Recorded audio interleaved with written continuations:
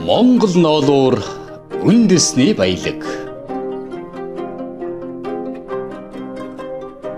2017 оны байдлаар 27 сая ямаатай жилд 9600 орчим тонн ноолуур бэлтгэж, түүхийн ноолуурын зах зээлд 40%-ийг дангаараа бүрдүүлж байна. Түүхийн эдийн нийт нөөцийн 80 гаруй хувийг угаасан байдлаар 10 орчим хувийг анхан шатны боловсруулсан байдлаар үлдсэн 10%-ийг нэхмэл, сүлжмэл зэрэг эдсийн бүтээгдэхүүн үйлдвэрлэж дотоодод болон экспортод гаргадаг.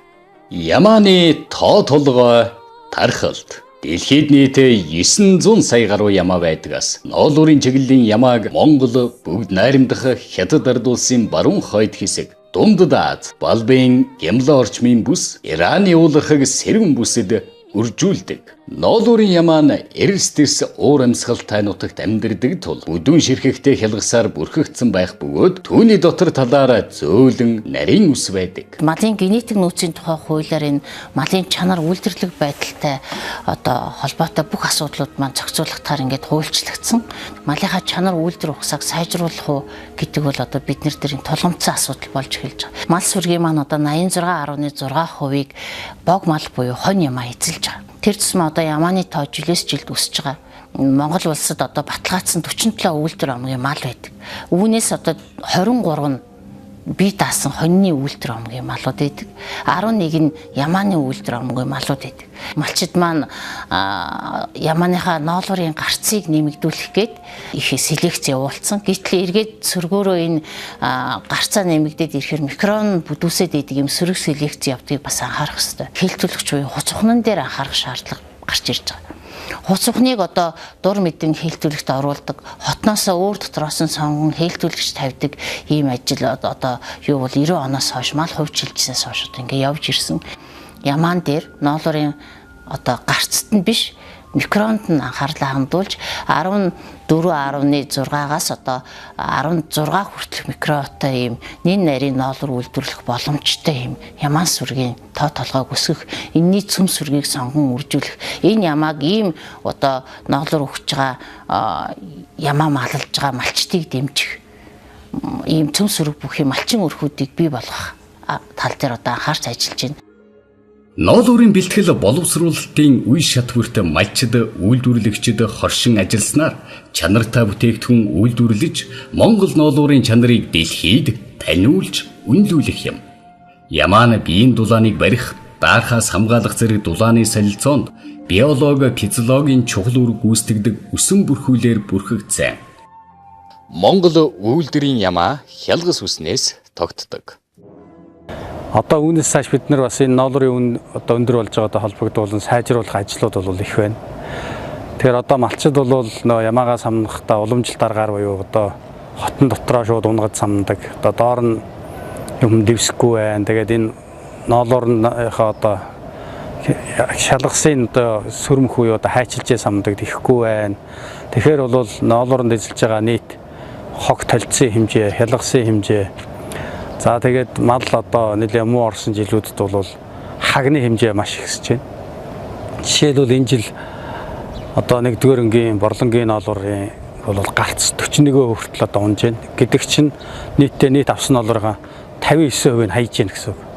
Тэгэхээр энэ бол бас их тоо бид нар 116-7 мянган төгрөгөөр авчаад тэгээд тэрнийхээ 59% нь хайна гэхэд энэ бол үйлдвэрлэгч нарт бол ашиггүй болж байгаа.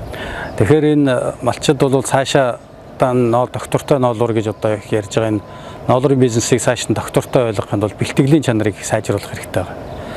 Тэгээ бэлтгэлийн чанарыг сайжруулахын тулд мэдээж хог толцыг багасгах, яг тохирсон хугацаанд нь самнах. Жишээлбэл Хинтээ аймгийн ноолуур 57%, за бүр 60 хүртэл гардаг. Инхээр саяын бидний сүүлд авсан Баянгорын ноолуур бол 40% гэдэг чинь хамаагүй их зөрүүтэй байгаа.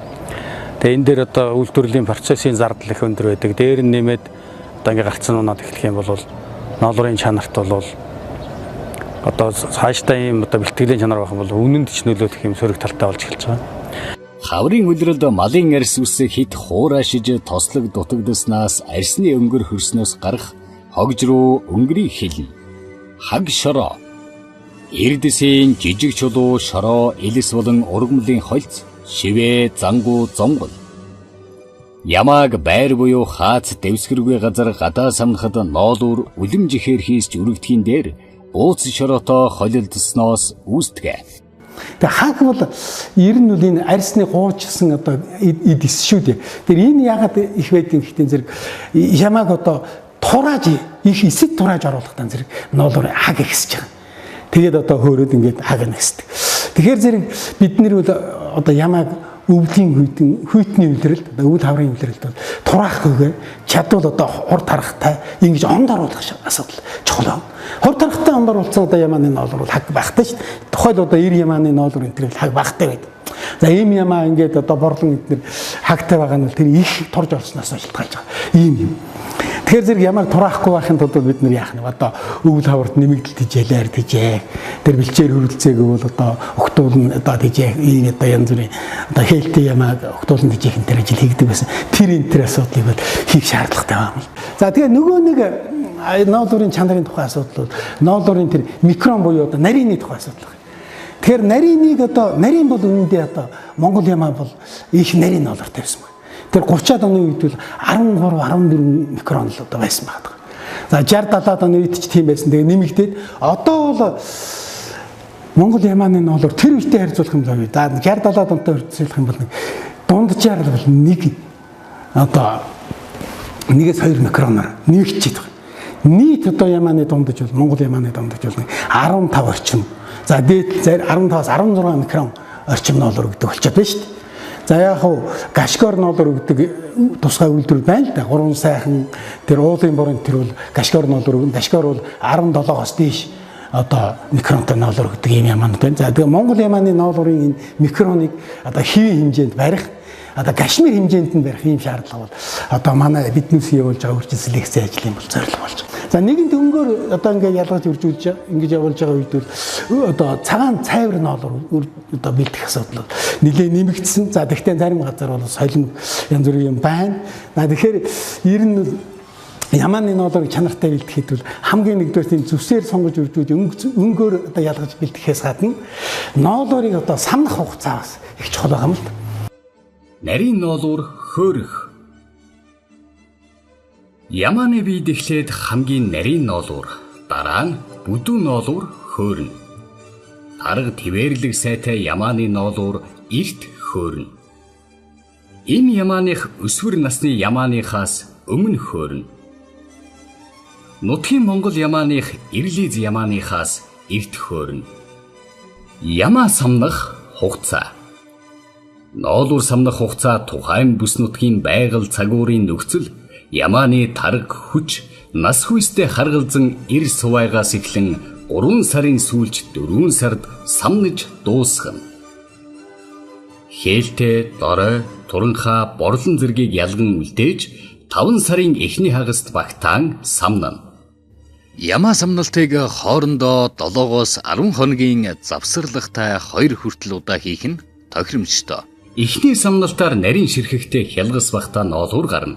Үүнийг тусад нь шуудаад савлах хэрэгтэй.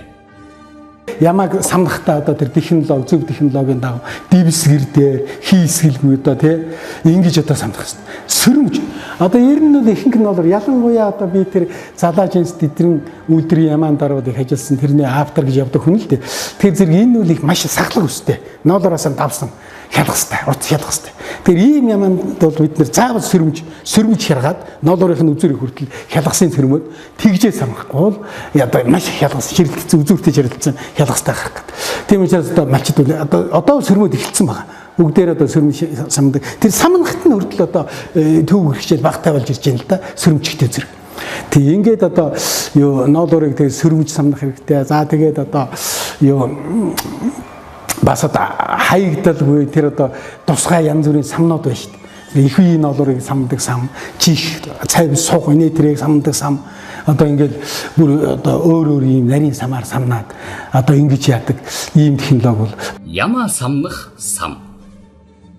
Ямааны биеийн хэсэг өсөн бүрхүүлийн байдал тохируулж 3 янзын сам хэрэглэж болно. Хол шүдтэй сам, ердийн сам буюу шүд хоорондын зай 6 орчим мм байна. ойр шүдтэй сам. Шүд хоорондын зай 4 орчим миллиметр байна. Шигүү шүдтэй сам. Шүд хоорондын зай 2 орчим миллиметр байна. Самнах арга ажиллагаа. Ямааг самнах байранд оруулж дэвсгэр дээр дээш харуулan байрлуулна. Өвчүү, гэдэс, хаа, буйны дотор тал омлуурын ноолуурыг самнана. Урд хоёр хөлийг буруу хойд хөлтөө боож хажуу талаар хэвтүүлнэ. Биеийн нөгөө талыг самнахын тулд урд хоёр хөлийг зөв хойд хөлтөө хамт хүлнэ. Эсвэл ямааны хөлийг боолгүй, иврээс уйж гадсанд бэхлэн хойд хоёр хөлийг боож сунган татаж гадснаас уяад дээрх дарааллаар самнаж бас болно. Хол шүдтэй самаар их биеийн орооцолдоо гаргаж түүн дээрх бохирдуулагч зүйлсийг цэвэрлэн. Дараа нь ойр шүдтэй самаар эхлээд хүзүү, дараа нь цээж, дал, биеийн хажуу, хойд хэсгийг үсний ургалтын чигийн дагуу дээрээс доош, нуруунаас гэдэс хэвлээ рүү чиглэлээр самнана. Эвэр, чихний уг, дагц, шанаа орчмын ноолуурыг шигүү шүдтэй жижиг самаар үсний ургалтын дагуу самнана.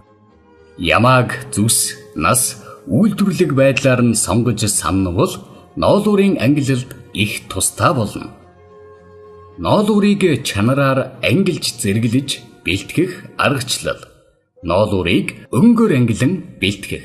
Ямааны зүс, цагаан, цайвар, шарга, улаан, улаан бор, бараан зүсмийн уурал, хар, бор хүрэн. Нэгдүгээр өнгө цагаан зүсний ямаа, ноолуур ба хялгас цагаан. Хоёрдугаар өнгө шарга, улаан бор зүсний ямаа, ноолуур цайвар, хялгас шаргал, улаан бор. Гуравдугаар өнгө хөх зүсний ямаа, ноолуур цайвар, хялгас хар цагаан, холимог. Дөрөвдүгээр өнгө уурал, хар, бор хүрэн, ноолуур бараан, хялгас хар. Ямааны ноолуурыг чанараар зэрэглэж ангилан бэлтгэх. Ямааны нас өсвөр 1-2 настай им ямаа, ир ямаа, ухна. Хэрэв зарим ямааны ноолуур тухайн насны ямааныхаас мэдэгдэхүйц өөр байвал ойролцоо бүлгийхэнд нь хамааруулна. Ямааны ноолуурыг чанараар зэрэглэж бэлтгэх аргачлал. Борлон, шүдлэн. Нутгийн Монгол болон Шилмэл омгийн борлон, шүдлэн насны ямааны ноолуур. Дундаж голч нь 15.5 микрон хүртэл. Нас гүйцсэн ямаа. Нутгийн Монгол болон Шилмэл омгийн нас гүйцсэн ямааны ноолуур. Дундаж голч нь 1551-ээс 16.5 микрон хүртэл.